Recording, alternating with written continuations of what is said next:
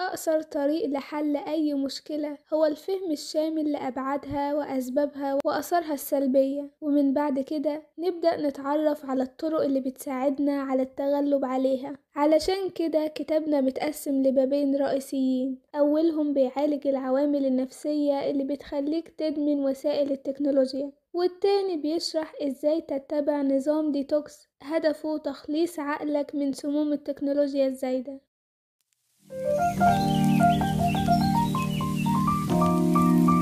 شوف كده القصة دي مألوفة بالنسبة لك ولا لأ؟ شخص بيصحى الصبح يمد ايده فورا على الموبايل، يبص في الشاشة بلهفة عن اي مسجات جديدة، يبدأ في التهام تايم لاين الفيسبوك علشان يشبع فضوله ويستعرض اللي نشره صحابه او ايه اللي استجد في العالم الصغير بتاعه اثناء النوم. يسرع الى تويتر، فاكيد واحد من المئات او الالاف اللي بيتابعهم من معارف ومشاهير نشر حاجة جديدة، فما يلاقيش للأسف، ويجري لمنصات الأخبار اللي بيتابعها تحت تأثير الإحباط من افتقاد الجديد على وسائل التواصل الاجتماعي، يدور بشغف عن العناوين الرئيسية علشان يعرف ايه اللي حصل في العالم الكبير أثناء ساعات الليل، وهكذا بيجري يومه وهو غرقان بين الرسائل وتطبيقات التواصل الاجتماعي والألعاب وفيديوهات اليوتيوب. والأسوأ من كده إن باقي يومه مش بيختلف كتير، مش بيقدر يقاوم صوت الموبايل لما بتجيله رسالة أو إشعار، بيسيب كل اللي في إيده فورا علشان يلبي نداء الموبايل، وبعدها بشوية يقنع نفسه إنه عايز يبص بصة على حسابه على الفيسبوك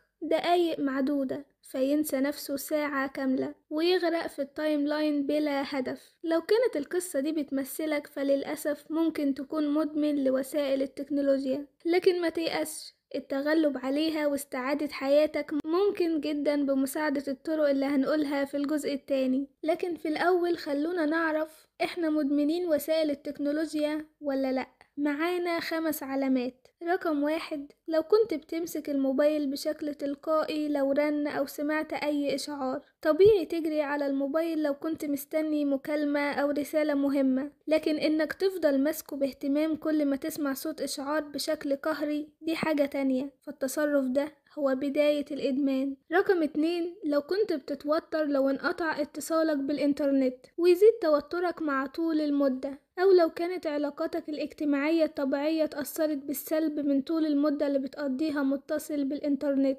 رقم 3، لو كان الموبايل مش بيفارق إيدك حتى لو كنت بتخلص مهمة مش بتاخد منك دقايق حرفيا، فانت غالبا مهووس بالموبايل. رقم 4، لو كنت بتوفر من ساعات نومك علشان تقضي وقت أطول على مواقع التواصل. رقم 5، لو بطلت تشارك في نشاط كنت بتحبه في الماضي، هل بقيت بترفض أي تجمعات؟ هل بتفضل إنك تفضل على سريرك أسير لشاشة موبايلك وألعابك المفضلة؟ هل بتقضي دلوقتي على تايم لاين الفيسبوك الوقت اللي كنت بتقضيه في ممارسة الرياضة أو العزف على آلتك الموسيقية؟ كل العلامات دي بتؤكد إنك غرقان في إدمان التكنولوجيا لدرجة إن كل النشاطات اللي كانت بتجذبك قبل كده بقت بتمثلك دلوقتي عبء بيبعدك عن التكنولوجيا. قيم نفسك وشوف كام علامة من ال5 منطبقة عليك. هنبدأ نوضح في الجزء اللي بعد كده الآثار الجانبية لإدمان وسائل التكنولوجيا، منها اضطرابات النوم وزيادة القلق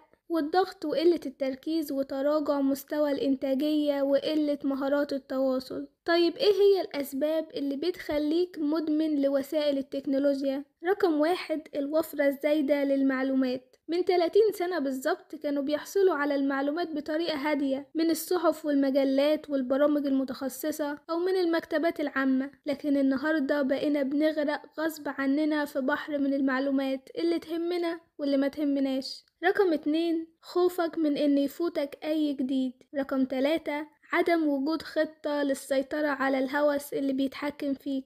نيجي للسؤال المهم، ايه هو الديتوكس التكنولوجي وازاي هيساعدك تتخلص من التعود المرضي على التكنولوجيا؟ في طريقتين للعلاج، اما تلجأ للمعالجين النفسيين وتروح مراكز التعافي مدة محددة، او انك تقرر بنفسك تتخلص من التعود ده وتعتمد على قوة ارادتك، وهو ده الاسلوب اللي هنتبعه. نظام الديتوكس التكنولوجي بيتطلب منك تتخلى عن كل اجهزتك المتصلة بالانترنت بما فيها الموبايل، لازم تقطع تقطع الاتصال بالعالم الافتراضي تماما حتى لو بشكل مؤقت علشان النظام ينجح، لأن الانفصال التدريجي مش هينفع أبدا في الحالة دي. وقبل ما نبدأ في النظام بتاعنا لازم تعرف الجوانب اللي هتتحسن في حياتك بعد ما تنتهي منه وتركز على الإيجابيات، لأن ده هيفيدك في العلاج. مش هكدب عليك وأقولك إن نظام الديتوكس أمر ممتع، لأنه مش كده خالص، على الأقل في بدايته. أكيد هتفتقد أجهزتك وهتحتاج تراجع بريدك الإلكتروني وتايم لاين الفيسبوك، علشان كده محتاج أسباب قوية تبعدك عن أجهزتك التكنولوجية. باختصار محتاج تعرف بصورة واضحة النتائج الملموسة اللي هيحسن بيها النظام حياتك. وأول الإيجابيات إنك هترجع تكون علاقات اجتماعية. زي ما قلنا قبل كده، انشغالك بتفقد موبايلك كل كام دقيقة بيوقف التواصل الناجح مع الناس. لما بتبعد عن أجهزتك لفترة هتبدأ تحس بالتعاطف مع البشر وتتفاعل مع تعبيرات وجوههم ولغة أجسادهم وترجع تفهم مشاعرهم، والنتيجة إنك هتبدأ تستمتع بالكلام معاهم تاني وتنتمي ليهم وتهتم بيهم بالقدر اللي يستحقوه، وهتحصل في المقابل على التقدير. رقم 2، هتستعيد كتير من الوقت الضايع. هتتفاجئ بجد لو حسبت الوقت الضايع اللي بتقضيه مع أجهزتك. رقم 3، هتبقى قادر تفكر بصفاء ذهن وهيزيد انتباهك وتركيزك، لأن الموبايل مصدر دايم للتشتت. رقم 4، هتقدر تتحكم في انفعالاتك. رقم 5، هترجع تستمتع بهواياتك واهتماماتك اللي أهملتها لمدة طويلة بحجة إن مفيش وقت.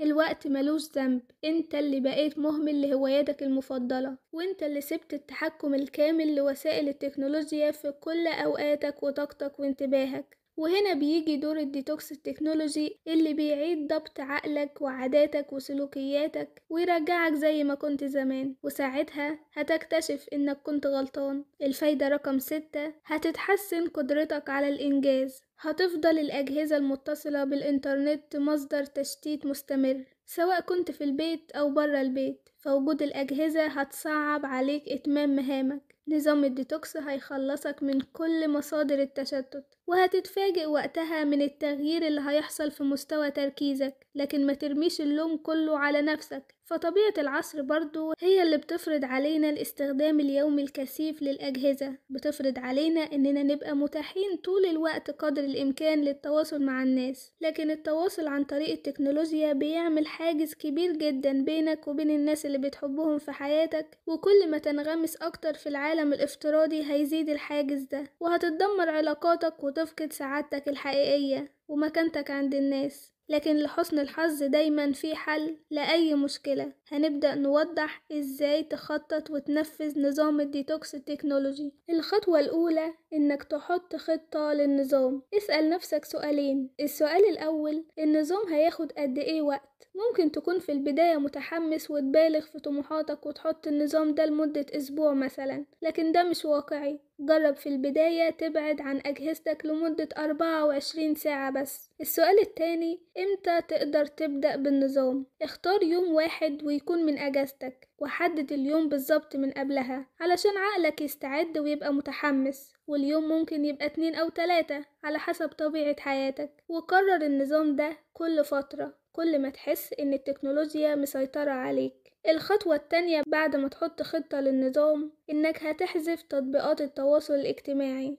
علشان تتجنب أي إشعار. الخطوة التالتة، اكتب قائمة بالحاجات اللي هتعملها أثناء مدة الديتوكس، فالفراغ اللي هيبقى موجود بعد غياب الأجهزة محتاج تملاه علشان ما تملش. انتهز الفرصة لتنفيذ خططك المؤجلة، لو كنت ناوي تتعلم حاجة جديدة أو تقابل صحابك أو تقرأ كتاب. الخطوة الرابعة، حط قدام عينيك قائمة بالتحديات المحتملة اللي ممكن تواجهك علشان ما تتفاجئش وتكون مستعد لمواجهتها بطريقة إيجابية. التحديات دي ممكن تكون عبارة عن اشتياقك للموبايل وتحس إن اليوم مش هيكمل من غيره، أو إنك تتخيل إنه بيرن، أو تتخيل إنك سامع صوت إشعار في حين إنه محصلش أصلا. أو إن مزاجك يتقلب أو تحس بالخمول وعدم القدرة على التركيز. كل الأعراض دي طبيعية جدا، بتحصل في المراحل الأولى، لكن خد بالك إنها أعراض مؤقتة وهتحس بتحسن جامد لو كملت وما استسلمتش. الخطوة الخامسة: التزم بنظام صارم. لازم يكون عندك استعداد للتضحية برغباتك في سبيل تحقيق النتيجة اللي عايزها. ركز على الأسباب اللي مخلياك عايز تتخلص من التعود على التكنولوجيا. فكر في المزايا اللي هتخلي حياتك أفضل. الخطوة السادسة: تسلح بالحماس والتحفيز من خلال قراية قصص حقيقية لأشخاص قدروا فعلا يبعدوا عن التكنولوجيا. قراية القصص دي هتلهمك لتنفيذ تجربة الديتوكس التكنولوجي الخاص بيك بنجاح. الجزء اللي بعد كده هيستعرض 6 خطوات لضمان نظام الديتوكس. لازم تحط في اعتبارك ان بعدك عن الموبايل وباقي اجهزتك بيمثل صدمة لجهازك العصبي، لانه تعود على الشعور المنعش نتيجة استخدام الاجهزة، فاكيد هيحاول يتمرد ويضغط عليك. وعلشان تقاوم كل الضغوطات دي، من الافضل ان البيئة اللي حواليك تساعدك على ده، بإنك تعزل نفسك قدر الإمكان عن المؤثرات اللي ممكن توقف إرادتك لإنجاح الديتوكس، وده اللي هنشرحه في الخطوات اللي جاية. رقم 1: لازم تخفي الموبايل والتابلت واللابتوب وأي جهاز تماما. إنك تقفل الإشعارات أو تفصل النت مش كفاية، لازم تخفيه بعيد عن عينيك ومتناول إيدك، وتحطه في مكان صعب الوصول ليه. رقم 2: البس ساعة يد علشان ما تبقاش مضطر كل شوية تشوف الساعة على الموبايل. رقم 3: رتب مقابلات ونشاطات مع العيلة والأصحاب بعيد عن الإنترنت. رقم 4: ابدأ علاقات جديدة مع أشخاص جديدة. رقم 5: اقرأ كتاب. نجحت الهواتف الذكية والأجهزة التكنولوجية في إبعادنا عن واحدة من أكتر الأنشطة اللي بتجلب السعادة، وهي قراية كتاب ممتع. الخطوة السادسة والأخيرة: اتعلم مهارة جديدة. فكرة التعليم نفسها مهمة جدا، لأنها بتضيفلك جديد وبتساهم في تطوير شخصيتك وقدراتك أيا كان اللي هتتعلمه. فعلى سبيل المثال، ممكن تتعلم العزف أو لغة جديدة أو الطبخ أو التصوير أو الإسعافات الأولية. في عدد لا نهائي من المهارات المتاحة للتعلم. أهم حاجة إنك تختار مهارة محببة بالنسبة لك، أو إنك تختار موضوع تتوسع فيه وتعرف عنه أكتر، زي قراية تاريخ مصر القديمة أو القراية في علم النفس أو السير الذاتية. المهم إنك تختار موضوع يثير اهتمامك وتحدد له وقت منتظم في جدولك. بكده مش هتحس بملل وتركيزك هيزيد. وأخيرا، بعد ما طبقت خطوات الديتوكس التكنولوجي وقدرت فعلا تبعد عن أجهزتك لمدة يوم كامل أو يومين، هترجع لحياتك الطبيعية تاني وتستخدم أجهزتك، لكن بحذر. هديلك شوية نصايح أخيرة علشان تتجنب رجوعك للإدمان التكنولوجي تاني. رقم 1: خليك حريص إنك تتكلم مع الناس وجها لوجه. رقم 2: عيد تنظيم موبايلك. احذف كل التطبيقات اللي مش بتستخدمها وتخلص من كل التطبيقات اللي انت عارف كويس انها بتضيع وقتك. رقم 3: الغي الاشتراك من قنوات اليوتيوب اللي بتضيع وقتك اكتر ما بتفيدك. رقم 4: قلل الوقت اللي بتستهلكه على الأجهزة. رقم 5: قلل عدد أصدقاء الفيسبوك. شوف هل انت محتاج فعلا لوجود 1000 شخص أو أكتر على قائمة أصدقائك معروفين بالنسبة لك وتقدر تأتمنهم على تفاصيل حياتك الشخصية، ولا الموضوع كله متعلق بطلبات صداقة قبلتها بدون سابق معرفة وممكن ببساطة تستغنى عنها. معظمنا عنده أصدقاء كتير جدا مش بيتواصل معاهم، وكثرة الأصدقاء على الفيسبوك بيتسبب في مضاعفة التشتيت، لحد ما يوصل بيك الحال لمتابعة التايم لاين بشغف وانت خايف لا تفوتك أحداث جديدة لناس ما تعرفش معظمهم. نصيحتي إنك تحذف كل الناس اللي ملهمش صلة كافية بيك وتحتفظ بس بالأصدقاء الحقيقيين. رقم 5: وقف إشعارات الموبايل. ما تتصلش بالإنترنت إلا لغرض معين، مش لمجرد التجول العشوائي بين المواقع. خد بالك، أداء الديتوكس مرة واحدة مش كفاية، لازم تكرر التجربة 2 أو 3 مرات سنويا، أو كل ما تحس بالضعف تجاه إدمان التكنولوجيا. وما تنساش إن انت القائد في حياتك، وإن انت لوحدك اللي تقدر تاخد القرار الصحيح في عدد ومدة الديتوكس التكنولوجي. لكن الحقيقة المشتركة الوحيدة بين الكل إن الخطوة دي كفيلة تغير حياتك بطرق مختلفة، لأنها بتدعم تحكمك في نفسك وفي انفعالاتك، وهتقوي علاقاتك وتحسن كفاءة التواصل. كمان هتضيفلك كتير على مستوى الفوائد المعرفية العاطفية والنفسية، وده بيأثر بشكل إيجابي على صحتك النفسية والعامة. وبس كده، أشوفكم الحلقة اللي جاية. باي باي.